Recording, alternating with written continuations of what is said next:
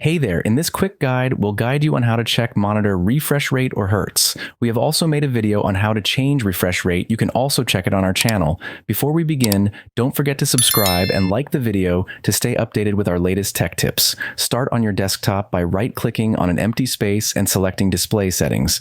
In Display Settings, scroll down until you see Related Settings and click on Advanced Display Settings to open the detailed view.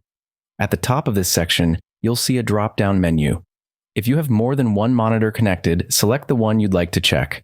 Below, you'll see the display information for your monitor. Look for the refresh rate displayed in Hertz, next to the resolution. To change the refresh rate, scroll to Choose a refresh rate if options are available. Select the rate that suits your needs, as higher rates offer smoother visuals, ideal for gaming and high-speed tasks. Repeat these steps for each monitor if you're using a multi-monitor setup, ensuring each is optimized for the best experience.